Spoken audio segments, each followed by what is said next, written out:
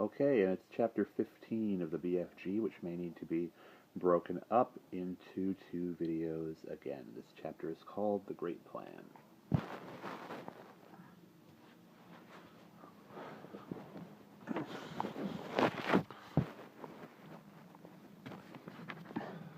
The Great Plan.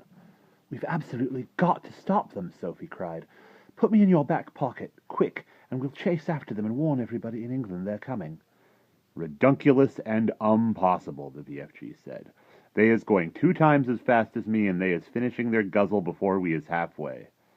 "But we can't just sit here and do nothing," Sophie cried. "How many girls and boys are they going to eat tonight?" Many, the BFG said. The flesh-lump-eating giant alone has a most squackling whoopsie appetite. "Will he snatch them out of their beds while they're sleeping?" Like peas out of a pottle, the BFG said. "I can't bear to think of it," Sophie cried. Then don't, the BFG said. For years and years I is sitting here on this very rock every night after night, and when they is galloping away I is feeling so sad for all the human beings they is going to gobble up. But I has had to get used to it. There is nothing I can do. If I wasn't a titchy little runty giant only 24 feet high, I would be stopping them. But that is absolutely out of the window. "Do you always know where they're going?" Sophie asked. Always, the BFG said. Every night they is yelling at me as they go boodling past. The other day they was yelling, "We is off to Mississippi and Missouri to guzzle them both." "Disgusting," Sophie said. "I hate them." She and the big friendly giant sat quietly side by side on the blue rock in the gathering dusk. Sophie had never felt so helpless in her life. After a while, she stood up and cried out, "I can't stand it. Just think of those poor girls and boys who are going to be eaten alive in a few hours' time. We can't just sit here and do nothing." She got up to go out. "Well, we've got to go after those brutes." "No," the BFG said. "We must," Sophie cried. "Why won't you go?" The BFG sighed and shook his head firmly. "I has told you 5 or 6 times," he said, "and the third will be the last. I is never showing myself to human beings." "Why ever not?" "If I do, they will be putting me in the zoo with all the jiggy raffies and catty piddlers." "Nonsense," Sophie said. "And they will be sending you straight back to the orphanage," the BFG went on. "Grown-up human beings is not famous for their kindness. They is all squiffle-rotters and ginkle-fludgers." "That simply isn't true," Sophie cried angrily. "Some of them are very kind indeed." "Who?" the BFG said. "Name one." "The Queen of England," Sophie said. "You can't call her a squiffle-rotter or a grink-sludger." "Well," the BFG said, "you can't call her a squeak-pip or not much either," Sophie said, getting angrier and angrier. "The flesh-lump-eater is longing dearly to guzzle her up," the BFG said, smiling a little now. "Who? The Queen?" Sophie cried aghast. "Yes," the BFG answered. "Flesh-lump-eater says he is never eating a queen, and he thinks perhaps she has an especially scrumdiddlyumptious flavor." "How dare he?" Sophie cried. "But the flesh-lump-eater says there is too many soldiers around her palace, and he dursn't try it." "He'd better not," Sophie said. "He is also saying he would like very much to guzzle one of the soldiers in his pretty red suit, but he is worried about those big black furry hats they is wearing. He thinks they might be sticking in his throat." "I hope he chokes," Sophie said. "Flesh-lump-eater is a very careful giant," the BFG said. Sophie was silent for a few moments. Then suddenly, in a voice filled with excitement, she cried out, "I've got it! By golly, I think I've got it!" "Got what?" asked the BFG. "The answer!" cried Sophie. "We've got to go to the Queen. It's a terrific idea. If I went and told the Queen about those disgusting man-eating giants, I'm sure she'd do something about it." The BFG looked down at her sadly and shook his head. "She is never believing you," he said. "Never in a month of Mondays." "I think she would." "Never," the BFG said. "It is sounding such a wonky tall story. The Queen will be laughing and saying, 'What awful rub squash.'" "She would not." "Of course she would," the BFG said. "I has told you before that human beings is simply not believing in giants." "Then it's up to us to find a way of making her believe in them," Sophie said. And how is you getting to see the Queen anyway? The BFG asked. Now hold on a sec, Sophie said. Just you hold on a sec, because I've got another idea. Your ideas is full of crodswoggle, the BFG said. Not this one, Sophie said.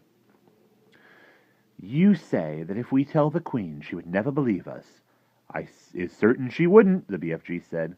But we aren't going to tell her, Sophie said excitedly. We don't have to tell her. We'll make her dream it.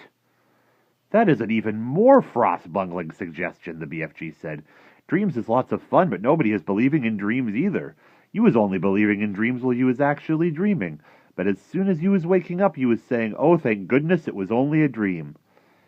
Don't you worry about that part of it, Sophie said. I can fix that. Never can you fix it, the BFG said. I can. I swear I can. First of all, let me ask you a very important question. Here it is. Can you make a person dream absolutely anything in the world? Anything you like, the BFG said proudly. If I said I wanted to dream that I was in a flying bathtub with silver wings, could you make me dream it? I could, the BFG said. But how? Sophie said. You obviously don't have exactly that dream in your collection. I do not, the BFG said, but I could soon be mixing it up. How could you mix it up? It's a little bit like mixing a cake, the BFG said. If you was putting the right amounts of all the different things into it, you is making the cake come out any way you want. Sugary, spongy, curranty, Christmassy, or grobswitchy. It is the same with dreams. Go on, Sophie said. I has dillions of dreams on my shelves, right or left? Right, Sophie said. I has dreams about bathtubs, lots of them. I has dreams about silver wings. I has dreams about flying. So all I has to do is mix those dreams together in a proper way, and I is very quickly making a dream where you is flying in a bathtub with silver wings. I see what you mean, Sophie said. But I didn't know you could mix one dream with another. Dreams like being mixed, the BFG answered. They is getting very lonesome all by themselves in those glassy bottles. Right, Sophie said. Now then, do you have dreams about the Queen of England? Lots of them, the BFG said. And about giants? Of course, the BFG said. And about giants eating people? Swiggles of them, the BFG said. And about little girls like me? Those is commonest of all, the BFG said. I has bottles and bottles of dreams about little girls. And you could mix them all up just as I want you to? Sophie asked, getting more and more excited. Of course, the BFG said. But how is this helping us?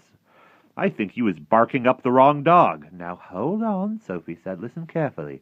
I want you to mix a dream which you will blow into the Queen of England's bedroom when she is asleep, and this is how it will go. Now hang on a minute, the BFG said. How is I possibly going to get near enough to the Queen of England's bedroom to blow in my dream? You is talking dumb silly. I'll tell you that later, Sophie said. For the moment, please listen carefully. Here is the dream I want you to mix. Are you paying attention? Very close, the BFG said. I want the Queen to dream that 9 disgusting giants, each one about 50 feet tall, are galloping to England in the night. She must dream their names as well. What are their names again? Flesh Lump Eater, the BFG said. Man Hugger, Bone Cruncher, Child Chewer, Meat Dripper, Gizzard Gulper, Maid Masher, Blood Bottler, and the Butcher Boy. Let her dream all those names, Sophie said, and let her dream that they will be creeping into England in the depths of the witching hour and be snatching little boys and girls from their beds. Let her dream that they will be reaching into the bedroom windows and pulling the little boys and girls out of their beds, and then, Sophie paused, do they eat them on the spot, or do they carry them away first? She asked. They is usually just popping them straight into their mouths like popcorn, the BFG said. Put that in the dream, Sophie said, and then the dream must say that when their tummies are full, they will go galloping back to giant country where no one can find them. Is that all? The BFG said. Certainly not, Sophie said. You must then explain to the Queen in her dream that there is a big friendly giant who can tell her where all those beasts are living, so she can send her soldiers and her armies to capture them once and for all. And now let her dream one last and very important thing. Let her dream that there is a little girl called Sophie on her window sill who will tell her where the big friendly giant is hiding. Where is he hiding? Asked the BFG. We'll come to that later, Sophie said. So the Queen dreams her dream, right? Right, the BFG said. Then she wakes up, and the first thing she thinks is, oh, what a horrid dream. I'm so glad it was only a dream.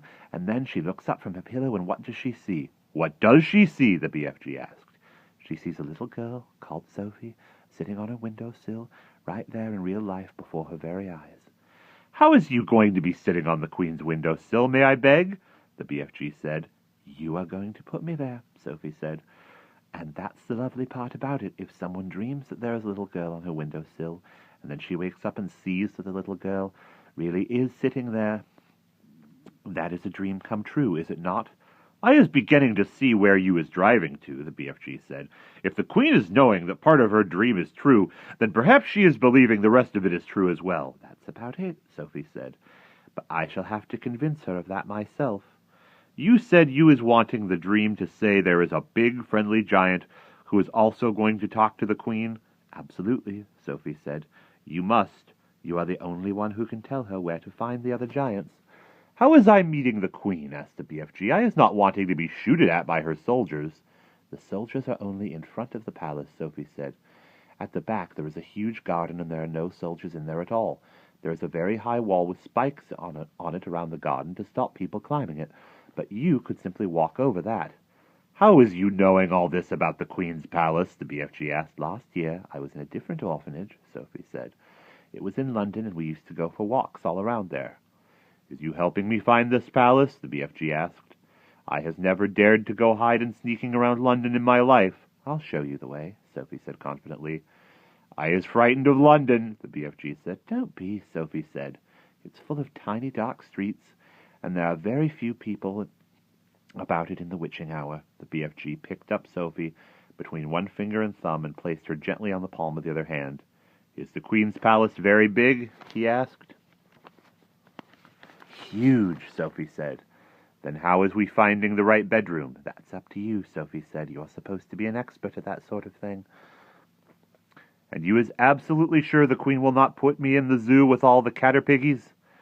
Of course she won't, Sophie said. You'll be a hero, and you'll never have to eat snozcumbers again. Sophie saw the BFG's eyes widen. He licked his lips. You mean it? He said. You really mean it? No more disgustive snozcumbers? You couldn't get one if you wanted to, Sophie said. Humans don't grow them. That did it. The BFG got to his feet. When is you wanting me to mix this special dream? He asked. Now, Sophie said, at once. When is we going to see the Queen? He said. Tonight, Sophie said, as soon as you've mixed the dream. Tonight, the BFG cried. Why such a flush-bunking flurry?